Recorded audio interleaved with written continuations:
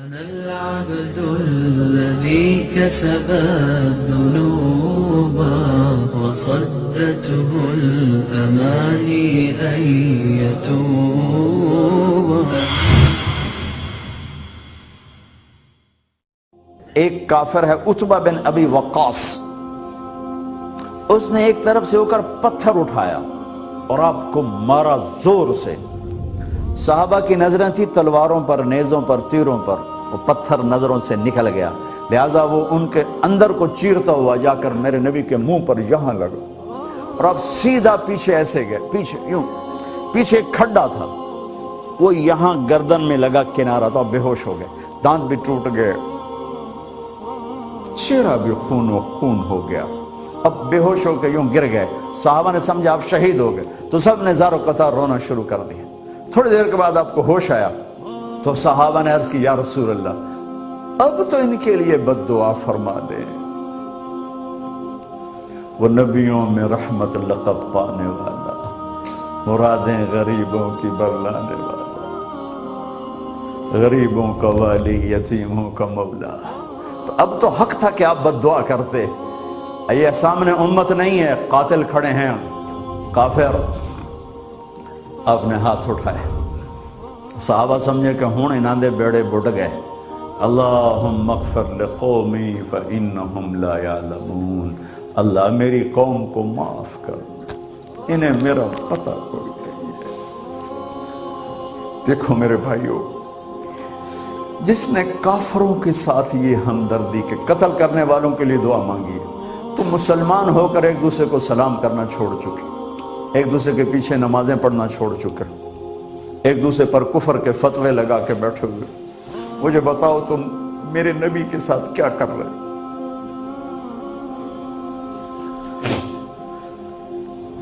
وہ تمہیں فرقوں میں بانٹ کر گئے تھے یا امت بنا کر گئے تھے؟ کیوں اس نادان کھیل میں اپنی زندگی برباد کرتے ہو؟ کیوں انہیں مسلمان بن کے رہتے ہو؟ اس امت میں اختلاف شروع سے ہے، ہمیشہ رہے گا، یہاں تک نہ جاؤ کہ ایک دوسرے پر کفر کے فتوے. جنت میں کون جائے گا؟ سنیوں نے کہا وہابی کافر، وہابیوں نے کہا سنی کافر، بریلیوں نے کہا دیوبندی کافر، دیوبندیوں نے کہا بریلوی کافر، شیعہ نے کہا سنی کافر، سنی نے کہا شیعہ کافر. جنت میں کون جائے گا؟ کچھ تو بھائیو میرے نبی کی محنت کی قدر کرو. میرے نبی تو غیروں کو اپنا بنانے آئے تھے، ہم نے اپنوں کو غیر بنا دیا. جو نفرت کی آگ وہاں بھڑک رہی ہے یہاں مت بھڑکاؤ. جاؤ میرے دیس میں دیکھو کتنے سر کٹ چکے، کتنے سہاگ اجڑ گئے، کتنی مائیں بے آسرا ہو گئیں، کتنی جوان بیٹیوں کی مانگ ویران ہو گئی. کیا اسی کا نام اسلام ہے؟ اسی کا نام عشق رسول ہے؟ اسے وہ دین کہتے ہیں. ایک دوسرے کی مسجدوں میں نہیں جاتے ہو، ایک دوسرے کے پیچھے نمازیں نہیں پڑھتے ہو، جنت کے ٹھیکیدار بن گئے ہو.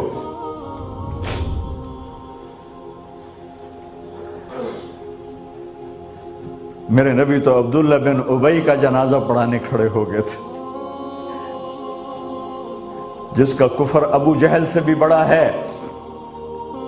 ابو جہل اوپر کی دوزخ میں ہے، عبداللہ بن ابی سب سے نیچے کی دوزخ میں ہے. ان کے بیٹے آئے، یا رسول اللہ میرا باپ مر گیا ہے، اپنا کرتا دے دیں گے میں اس کو کفن دے دوں. ہم نے کہا لے لو. کرتا اتار کے دے دیا. اب کہتے بدبخت منافق دفع ہو جا. دے دی کہ یا رسول اللہ آپ جنازہ پڑھائیں گے؟ کہاں پڑھاؤں گا. باقی منافقوں کا تو کسی کو پتہ نہیں تھا سوائے اللہ کے نبی کے، لیکن عبداللہ بن ابی کا منافق ہونا تو سب کو معلوم تھا. آپ جنازے کے لیے عمر سامنے آ گئے، یا رسول اللہ یہ کون ہے؟ تو مجھے پتا ہے کون ہے. تو آپ اس کا جنازہ کیوں پڑھا؟ کہ شاید اللہ معاف کر.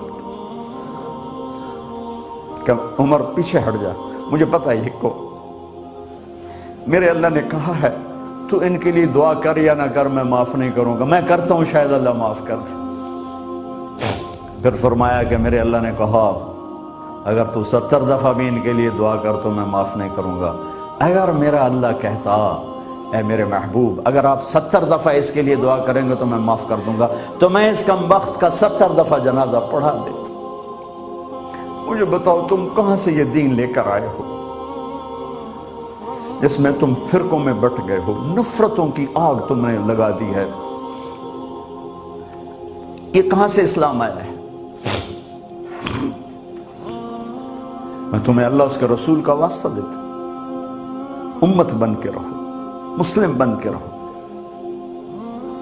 کوئی گنجائش نہیں، اپنے اپنے عقیدے پر پکے رہو، دوسرے کے لیے گنجائش رکھو۔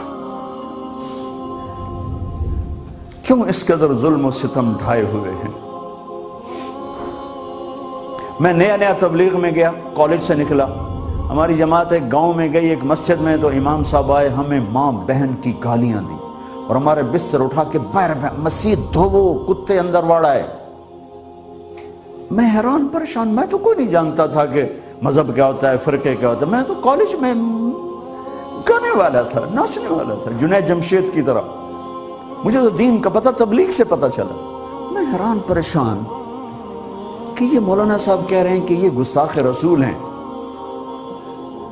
اور مسجد دھو دو باہر کھڑے ہو، یہ مسجد میں کھڑے ہو کر ماں کی گالی دے رہے ہیں، بہن کی گالی دے رہے ہیں، تو پھر معیار دین کیا ہے؟ اتنی نفرت، اس قدر دوریاں۔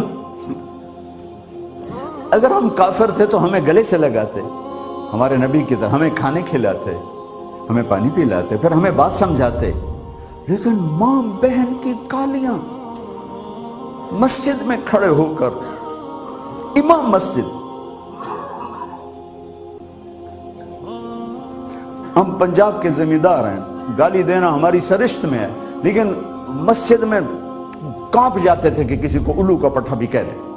ہمارے بزرگ بڑے بھی بہت گالیاں نکالتے تھے، لیکن مسجد میں کسی کو جرت نہیں ہوتی تھی کہ میرے والد مرحوم خود بہت غصے والے بڑے سردار آدمی تھے، تو تھوڑی تھوڑی بات پہ مار پٹائی گالیاں، لیکن میں نے نہیں اپنے باپ کو مسجد میں سنا غصے میں بھی کسی کو گالی دیتے ہوئے۔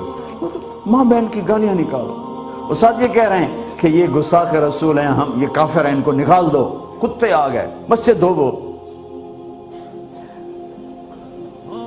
میرے نبی کے دور میں تو کافر آ کے مسجد میں رہتے تھے۔ میرے بھائیو، جو میں عرض کر رہا ہوں، میں اپنا دکھڑا بیان کر رہا ہوں، اس کی سنگینی کو سمجھو۔ یہ پاؤنڈ ڈالر نہیں بچائیں گے جب ہم آپس میں ٹوٹ جائیں گے۔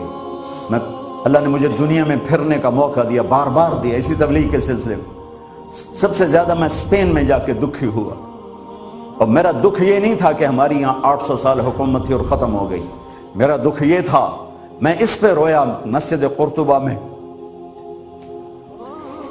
کہ جس وجہ سے اسپین تباہ ہوا وہ ساری وجہ میرے دیس پاکستان میں موجود ہے اس وقت، اور ہوش نہیں ہے کسی کو۔ مذہب پر لڑائی، سیاست پر لڑائی، دین پر نفرت، سیاست پر نفرت، قوم پہ نفرت، صوبے پہ نفرت، پیشے پہ نفرت، نفرت نفرت نفرت۔ میرے نبی نے پوچھا اسلام کا سب سے مضبوط عمل کیا ہے؟ صحابہ نے کہا نماز، آپ نے کہا نہیں۔ صحابہ نے کہا جہاد، آپ نے کہا نہیں۔ صحابہ نے کہا روزہ، آپ نے کہا نہیں۔ صحابہ نے کہا حج، آپ نے کہا نہیں۔ کہ یا رسول اللہ پھر آپ بتائیں؟ فرمایا دین کا سب سے مضبوط عمل محبت ہے، محبت ہے، محبت ہے۔